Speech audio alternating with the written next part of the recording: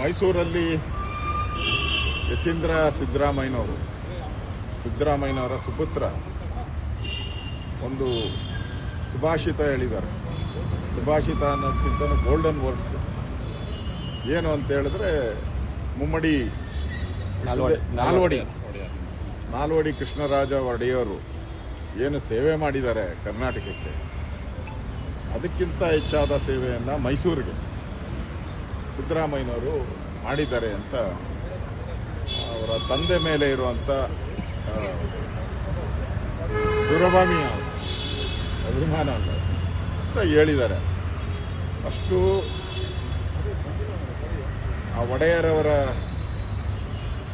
ಕಾಣಿಕೆ ಕರ್ನಾಟಕಕ್ಕೆ, ಹಳೆ ಮೈಸೂರಿಗೆ ಮತ್ತು ಮೈಸೂರು ಭಾಗಕ್ಕೆ KRS ಅನ್ನು ಅವ್ರ ಮನೆಯಲ್ಲಿದ್ದಂಥ ಒಡವೆಗಳನ್ನು ಬಾಂಬೆಯಲ್ಲಿ ಅಡವಿಟ್ಟು KRS ಅನ್ನು ಕಟ್ಟಿದ್ರು. ಇವತ್ತು ಆ KRS ಇಂದ ಮೈಸೂರು, ಮಂಡ್ಯ, ಬೆಂಗಳೂರು ನಾವು ಅನ್ನ ತಿಂತಾ ಇದ್ದೀರಿ, ನೀರು ಕುಡಿತಾ ಇದ್ದೀವಿ.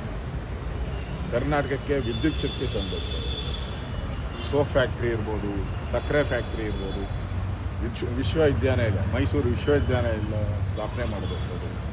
ಆ ಕಾಲದಲ್ಲೇ ಸಾಮಾಜಿಕ ನ್ಯಾಯವನ್ನು ಕೊಡಬೇಕು ಅಂತ ಎಲ್ಲ ಜಾತಿ ಸಮುದಾಯಕ್ಕೂ ಆ ಸಭೆಯಲ್ಲಿ ಅವಕಾಶ ಮಾಡಿಕೊಟ್ಟಂಥವರು ಒಡೆಯರ್ ವಂಶಸ್ಥರು. ಅಂಥವ್ರನ್ನ ಸಿದ್ದರಾಮಯ್ಯನವರು ಮೂಡ ಸೈಟಲ್ಲಿ 14 ಸೈಟು ನನಗೇ ಬೇಕು ಅಂತ ತಗೊಂಡವ್ರನ್ನ, ಚಿನ್ನ ಅಡಬಿಟ್ಟು KRS ಅನ್ನು ಕಡ್ದಂಥವ್ರನ್ನ ಹೋಲಿಕೆ ಮಾಡೋದು ಎಷ್ಟು ಹಾಸ್ಯಾಸ್ಪದ ಆಯಿತು. ಹೋಲಿಕೆ ಮಾಡುವಂಥದ್ದು ನನಗೆ ಪುಣ್ಯ ಅಂತ ಹೇಳಿದ್ರೆ ಮಹಾತ್ಮ ಗಾಂಧೀಜಿಗೆ ಹೋಲಿಕೆ ಮಾಡಲಿಲ್ಲಲ್ಲ, ಅದು ಪುಣ್ಯ. ಈ ಥರ ಬೇಜವಾಬ್ದಾರಿ ಹೇಳಿಕೆಗಳನ್ನು ಕೊಟ್ಟು ಒಡೆಯರ ಕುಟುಂಬಕ್ಕೆ ಅವಮಾನ ಮಾಡಿದ್ದಾರೆ. ಮಹಾರಾಜರ ಕುಟುಂಬಕ್ಕೆ ಯಾರು ಈ ನಾಡಿಗೆ ಕಾಣಿಕೆಯನ್ನು ಕೊಟ್ಟರು, ಈ ನಾಡಿಯನ್ನು ಸಮೃದ್ಧಿ ಮಾಡಿದ್ರು, ಅವ್ರಿಗೆ ಅವಮಾನ ಮಾಡಿದ್ದಾರೆ. ಇದು ಇಡೀ ಹಳೆ ಮೈಸೂರಿನ ಜನಕ್ಕೆ ಮಾಡಿದಂಥ ಅವಮಾನ ಅಂತ ನಾನು ಕೂಡಲೇ ಅವರು ಇದ್ರ ಬಗ್ಗೆ ಕ್ಷಮಾಪಣೆ ಕೇಳಬೇಕು. ಆ ಕುಟುಂಬದ ಜೊತೆ ಹೋಲಿಕೆ ಮಾಡ್ಕೊಳ್ಳೋಕ್ಕೆ ಸಾಧ್ಯನೇ ಇಲ್ಲ ಅಂತ ಒಂದು ಕೆಲಸವನ್ನು ಒಂದು ಕುಟುಂಬದವರು ರಾಜವಂಶದ ಮಾಡಿದ್ದಾರೆ. ಇದು ಅವರ ಬೇಜವಾಬ್ದಾರಿ ಹೇಳಿಕೆ ಅಂತ ನಾನು ಹೇಳೋಕ್ಕೆ ಇಷ್ಟ. ಸರ್, ಗ್ರೇಟರ್ ಬೆಂಗಳೂರು ವಿರೋಧಿಸಿ ಸಭೆ ನಡೆಯಿತು. ಹೌದು, ವಿಚಾರ. ನಾವು ಬೆಂಗಳೂರನ್ನು ಹೋಳು ಮಾಡ್ತಾ ಇದ್ದಾರೆ. ಈ ಹೋಳು ಬೇಡ, ಬರೀ ಬೊಗಳೆ ಬಿಡೋದು ಬೇಡ. ಬೆಂಗಳೂರಿಗೆ ಏನು ಮಾಡಿದ್ದೀರ? ಎರಡು ಕಾಲು ವರ್ಷ ಆಯ್ತಪ್ಪ ಬಂದದ್ದು.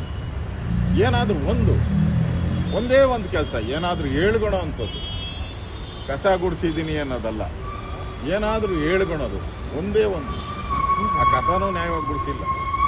ಒಂದು ಕೆಲಸ ಹೇಳಿ, ಏನೂ ಮಾಡದಿರ ಬ್ರ್ಯಾಂಡ್ ಬೆಂಗಳೂರು ಮಾಡಿ ಅಂತ ಹೇಳಿ 2 ವರ್ಷ ಆಯಿತು. ಎಲ್ಲಾಯಿತು ಬ್ರ್ಯಾಂಡ್ ಬೆಂಗಳೂರು? ಬ್ಯಾಡ್ ಬೆಂಗಳೂರು ಆಗೋಯ್ತು. ಈಗ ಹೊಸದಾಗಿ ಜನರ ಕಣ್ಣಿಗೆ ಮೊನ್ನೆರ್ಚಕ್ಕೆ ಈಗ 5 ಹೋಳುಗಳನ್ನು ಮಾಡ್ತೀರಿ. ಕೆಂಪೇಗೌಡರ ಒಂದು ಆಶಾಭಾವನೆ ಏನಿತ್ತು ಬೆಂಗಳೂರಾಗಿ ಉಳಿಬೇಕು ಅಂತ, ಇವರು ಆ ಬೆಂಗಳೂರನ್ನು ಹೋಳು ಮಾಡೋ ಮುಖಾಂತರ ಅಭಿವೃದ್ಧಿ ಶೂನ್ಯ ಮಾಡ್ತಾರೆ. ಸೈಂಟಿಫಿಕ್ಕಾಗೂ ಕೂಡ ಬೆಂಗಳೂರಿಗೆ ಆ ಥರ ಆದಾಯ ಬರುವಂಥ ಏರಿಯಾಗಳೇ ಬೇರೆ, ಆದಾಯ ಬರದಿರೋ ಏರಿಯಾಗಳೇ ಬೇರೆ. ಇವೆಲ್ಲ ಸಮಸ್ಯೆಗಳಿವೆ. ಮತ್ತು ಕಸದ ಸಮಸ್ಯೆ ದೊಡ್ಡ ಸಮಸ್ಯೆಯಾಗಿ ಕಾಡ್ತಾ ಇದೆ. DK ಶಿವಕುಮಾರ್ ಹೇಳಿದ್ನಲ್ಲ, ಬೆಂಗಳೂರನ್ನು ಕಾಪಾಡೋಕ್ಕೆ ದೇವರೇ ಬರಬೇಕು ಅಂತ ಅವರೇ ಹೇಳಿದ್ದಾರೆ. ಈಗ ದೇವರು ಬಂದು ಇವ್ರಿಗೆ ಹೇಳಿದಾರ 5 ಭಾಗ ಮಾಡು ಅಂತ. ನಾನು ಕಾಪಾಡೋಕ್ಕಾಗಲ್ಲಪ್ಪ, ದೇವ್ರ ಕೈಲೂ ಕಾಪಾಡೋಕ್ಕಾಗಲ್ಲ ಅಂದರೆ ದೇವ್ರು ಬಂದು ನಾನು ಇವ್ರಿಗೆ ಕನಸಲ್ಲಿ 5 ಭಾಗ ಮಾಡು ಅಂತ ಹೇಳಿದ್ರ? ಏನು ಹೇಳಿಲ್ಲ. ಓಳು ಮಾಡೋದ್ರಿಂದ ನೀವು ಓಳು ಬಿಡ್ತಾ ಇದ್ದೀರ ಹೊರತು ಅಭಿವೃದ್ಧಿ ಮಾಡ್ತಾ ಇಲ್ಲ. ಅಭಿವೃದ್ಧಿಗೆ ಹಣ ಎಲ್ಲ ಅಭಿವೃದ್ಧಿ ಆಗಬೇಕಾದ್ರೆ ಹಣ ಬಿಡುಗಡೆ ಮಾಡಬೇಕು. ಎಲ್ಲ ಹಣ ಬಿಡುಗಡೆ ಮಾಡಿದ್ದೀರ? 6,000-7,000 ಕೋಟಿ ಬಿಡುಗಡೆ ಅಂತ ಹೇಳಿದ್ರಿ. ಅದನ್ನು ತಗೊಂಡೋಗಿ ಟನಲ್ ರೋಡ್ಗೆ ಹಾಕೊಂಬಿಟ್ರಿ. ಬೆಂಗಳೂರು ರಸ್ತೆಗಳೆಲ್ಲ ಹಾಳಾಗೋಗ್ತಾ ಇದೆ, ಪೂರ್ತಿ ಆಕ್ಸಿಡೆಂಟ್ಗಳಾಗ್ತಾ ಇದೆ, ಓಡಾಡೋಕ್ಕಾಗಲ್ಲ, ಆ ಸ್ಥಿತಿ ಮುಟ್ಟಿದೆ. ಅದರಲ್ಲಿ ಓಳು ಮಾಡಿ ಇನ್ನಷ್ಟು ಜನರ ಮನಸ್ಸನ್ನು ಹೊಡಿತೀರಾ. ಒಂದು ಕಾರ್ಪೊರೇಷನ್ ಮೇಲೆ ಒಂದು ಕಾರ್ಪೊರೇಷನ್ ಎತ್ತುಗಟ್ಟಿ, ಸ್ಟಾರ್ ಮೋಟರ್ ಡ್ರೈನ್ ಇರ್ಬೋದು, ಕಸ ತೆಗೆಯುವಂಥದ್ದು ಇರ್ಬೋದು, ಕಸ ಹಾಕುವಂಥದ್ದು ಇರ್ಬೋದು. ಇದೆಲ್ಲ ಒಂದು ಕಾರ್ಪೊರೇಷನ್ ಬೆಂಕಿ ಹಚ್ಚಿ ಬೆಂಗಳೂರಿನ ಜನರನ್ನು ಹೊಡೆಯುವಂಥ, ಬೆಂಗಳೂರು ಜನರ ಹೃದಯವನ್ನು ಇವತ್ತು ಹೊಡೆದಿದ್ದಾರೆ. ಅದರ ವಿರುದ್ಧವಾದಂಥ ಒಂದು ಹೋರಾಟವನ್ನು ಮಾಡುವಂಥದ್ದಕ್ಕೆ ಇವತ್ತು ನಾವು ಸಭೆ ಸೇರ್ತಾ ಇದ್ದೇವೆ. ಮೈಸೂರಿನ HD ಕೋಟೆ ಮಾದರಿಯಲ್ಲೇ ಬೆಂಗಳೂರಿನ ಆನೇಕಲ್ನಲ್ಲಿ ಚಿರತೆ ಸಾವನ್ನಪ್ಪಿದೆ. ಅದರನ್ನು ಅನುಮಾನಾಸ್ಪದವಾಗಿ ವ್ಯಕ್ತಪಡಿಸಿದ್ದು ಅದನ್ನು ನಿನ್ನೆ ಏಕಾಏಕಿ ಸುಟ್ಟಿದ್ದಾರೆ ಸರ್ ಫಾರೆಸ್ಟ್ ಡಿಪಾರ್ಟ್ಮೆಂಟ್ನ. ನೋಡಿ, ಈಗ ಫಾರೆಸ್ಟ್ ಡಿಪಾರ್ಟ್ಮೆಂಟವರು ಕೂಡ ಇವೆಲ್ಲ ಮುಚ್ಚಾಕುವಂಥ ಪ್ರಯತ್ನಗಳನ್ನು ಮಾಡ್ತಾ ಇದ್ದಾರೆ. ಸರಿಯಾಗಿ ಯಾರು ಈ ಹುಲಿ ಸತ್ತಾಗ ಅವ್ರ ಮೇಲೆ ಸರಿಯಾದಂಥ ಕ್ರಮಗಳಾದರೆ ಇನ್ನಷ್ಟು ಕಾಡು ಪ್ರಾಣಿಗಳ ಹತ್ಯೆ ಮಾಡುವಂಥದ್ದು ಸ್ಟಾಪ್ ಆಗ್ತದೆ. ಇಲ್ಲ ಅಂತಂದರೆ ನಿರಂತರವಾಗಿ ಈ ಕಾಡು ಪ್ರಾಣಿಗಳನ್ನು ಹಾನೆಗಳನ್ನು ಕೊಲ್ಲುವಂಥದ್ದು, ಹುಲಿಗಳನ್ನು ಕೊಲ್ಲೋದು, ಚಿರತೆಗಳನ್ನು ಕೊಲ್ಲುವಂಥದ್ದು ಇದು ನಿರಂತರವಾಗಿ ಆಗ್ತಾ ಇರೋದನ್ನು ನೋಡಿದ್ರೆ ಎಲ್ಲ ಒಂದು ಕಡೆ ಫಾರೆಸ್ಟ್ ಡಿಪಾರ್ಟ್ಮೆಂಟೇ ಏನೋ ಸತ್ತೋಗಿದೆಯಾ ಅಂತ ಅನಿಸುತ್ತೆ. ಫಾರೆಸ್ಟ್ ಡಿಪಾರ್ಟ್ಮೆಂಟ್ ಬದುಕಿದೆಯಾ ಸತ್ತಿದೆಯಾ?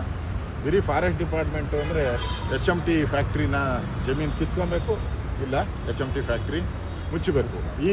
ಇದು ಬಿಟ್ಟರೆ ಬೇರೆ ಏನು ಸುದ್ದಿ ಇಲ್ಲ ಫಾರೆಸ್ಟ್ ಡಿಪಾರ್ಟ್ಮೆಂಟ್. ಮತ್ತು ಮೊನ್ನೆನೂ ಕೂಡ ಹಾಸ್ಯಾಸ್ಪದವಾಗಿ ಒಂದು ಹೇಳಿದ್ದಾರೆ, ಕಾಡುಗಳ ಅಂಚಿನಲ್ಲಿರುವಂಥವ್ರು ಇವರು ಹಸುಗಳನ್ನ ತಗೊಂಡೋಗಿ ಬಿಡಂಗಿಲ್ಲ ಅಂತ. ಅಲ್ಲರಿ, ಸಾವಿರಾರು ವರ್ಷದಿಂದ ಪುಣ್ಯಾತ್ಮ ಕೃಷ್ಣ ಇದ್ನಲ್ಲ, ಅವನೂ ಗೋಪಾಲಕ, ಅವನೂ ಕಾಡಲ್ಲೇ ಹಸುಗಳನ್ನ ಮೇಯಿಸ್ತಾ ಇದ್ದಿದ್ದು. ಈಗ ಹೊಸ ಕಾನೂನು ಇವ್ರಿಗೆ ಧರ್ಮ, ಹಿಂದೂ ಧರ್ಮ ಅಂದರೆ ಗೋವುಗಳು ಅಂದರೆ ಇವ್ರ ಮೇಲೆ ಏನೋ ಮಾರಿಕಣ್ಣು ಹೋರಿ ಮೇಲೆ ನನಗೆ ಇವ್ರಿಗೆ ಅದನ್ನು ಅಂದರೆ ಈ ಥರ ಹಾಸ್ಯಾಸ್ಪದ ವಿಚಾರಗಳಿಗೆ ಫಾರೆಸ್ಟ್ ಡಿಪಾರ್ಟ್ಮೆಂಟ್ ಫೇಮಸ್ ಆಗಿದೆ ಹೊರತು ಒಳ್ಳೆ ರೀತಿ ಕೆಲಸ ಮಾಡೋಕ್ಕೆ ಆಗ್ತಾ ಇಲ್ಲ.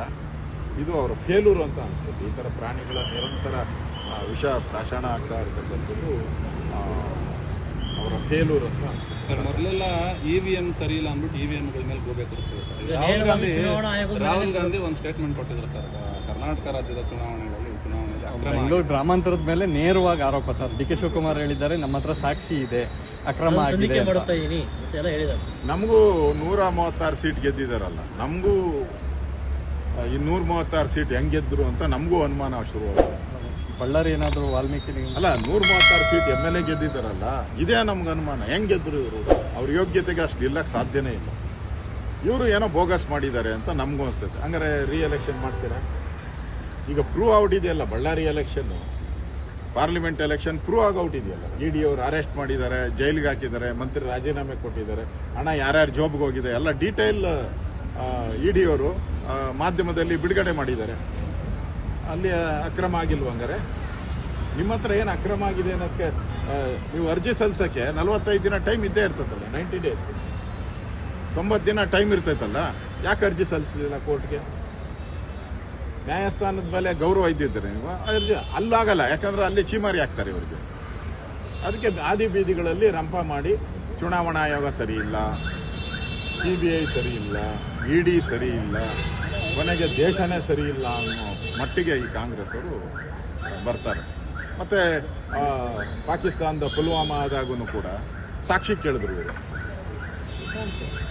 ಸೈನಿಕರು ಎಷ್ಟು ವಿಮಾನ ಹೊಡೆದಾಕಿದ್ದಾರೆ, ಎಷ್ಟು ಟೆರರಿಸ್ಟ್ ಹೊಡೆದಾಕಿದ್ದಾರೆ, ಇದನ್ನು ಸಾಕ್ಷಿ ಕೇಳ್ತಾ ಇದ್ದಾರೆ. ಅಂದರೆ ಇವ್ರಿಗೆ ತಪ್ಪು ಹುಡುಕುವಂಥದ್ದೇ, ತಪ್ಪು ಹುಡುಕಿ ಇಲ್ಲದೇ ಇರೋವಂಥ ತಪ್ಪನ್ನು ಹುಡುಕಿ ಸುದ್ದಿ ಮಾಡೋಕ್ಕೋಸ್ಕರ ಇರೋವಂಥ ಸಂಸ್ಥೆ ಇದು. ಕಾಂಗ್ರೆಸ್ಗೆ ಈ ದೇಶದಲ್ಲಿ ಭವಿಷ್ಯ ಇಲ್ಲ ಅಂತ ಅರ್ಥ ಆಗಿ ಅವರು ಈ ಥರದ ಒಂದು ಪ್ರಚೋದನಕಾರಿ ಹೇಳಿಕೆಯನ್ನು ಕೊಡ್ತಾ ಇದ್ದಾರೆ. ಲೇಟೆಸ್ಟ್ ಹಾಗೂ ಇಂಟ್ರೆಸ್ಟಿಂಗ್ ಸುದ್ದಿಗಳಿಗಾಗಿ ಬಾಸ್ ಟಿವಿ ಕನ್ನಡ ಚಾನೆಲ್ನ ಸಬ್ಸ್ಕ್ರೈಬ್ ಮಾಡಿ. ಹಾಗೆಯೇ ಬೆಲ್ ಐಕಾನ್ ಪ್ರೆಸ್ ಮಾಡಿ. ಇದರ ಜೊತೆಗೆ ಫೇಸ್ಬುಕ್, ಇನ್ಸ್ಟಾಗ್ರಾಮ್, X ನಲ್ಲೂ ಮಿಸ್ ಮಾಡದೆ ಫಾಲೋ ಮಾಡಿ.